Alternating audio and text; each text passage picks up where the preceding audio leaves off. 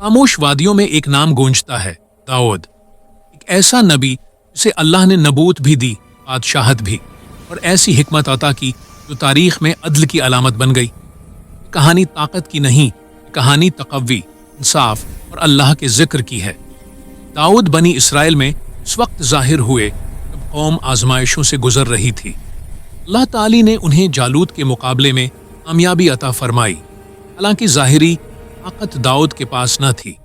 قرآن ہمیں بتاتا ہے کہ اللہ نے داؤد کے ہاتھوں جالوت کو ہلاک کیا اور انہیں بادشاہت اور حکمت عطا فرمائی، اور وہ سب کچھ سکھایا جو اللہ نے چاہا۔ یہ فتح صرف جنگی کامیابی نہ تھی، بلکہ یہ اس بات کا اعلان تھا کہ اصل قوت اللہ کی مدد میں ہے، نہ کہ ہتھیاروں میں۔ اللہ تعالی نے داؤد کو زبور عطا فرمائی، ایسی کتاب جو اللہ کی حمد، تسبیح اور دعا سے بھرپور تھی۔ داؤد جب زبور کی تلاوت کرتے، پہاڑ اور پرندے بھی اللہ کی تسبیح میں ان کے ساتھ شامل ہو جاتے۔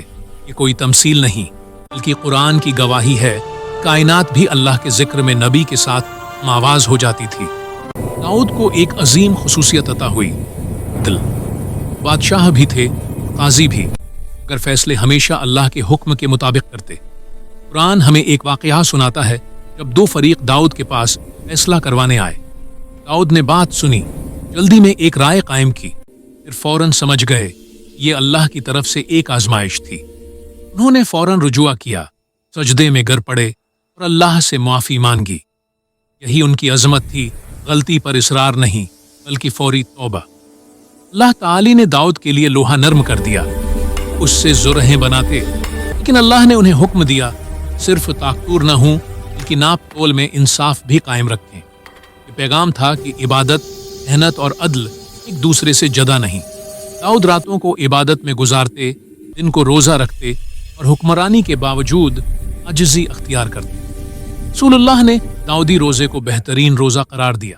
ایک دن روزہ، ایک دن افطار، یہ توازن عبادت اور زندگی کی اعلی مثال ہے۔ داؤد کی زندگی ہمیں سکھاتی ہے کہ اقتدار اللہ کی امانت ہے، عدل اس کی بنیاد ہے اور توبہ بندے کی زینت ہے۔ یہی وہ نبی ہیں جن کی آواز میں زبور گونجتی تھی، جن کے فیصلوں میں آسمانی انصاف بولتا تھا، اور جن کی عاجزی نے انہیں اللہ کے مقرب بندوں میں شامل کر دیا۔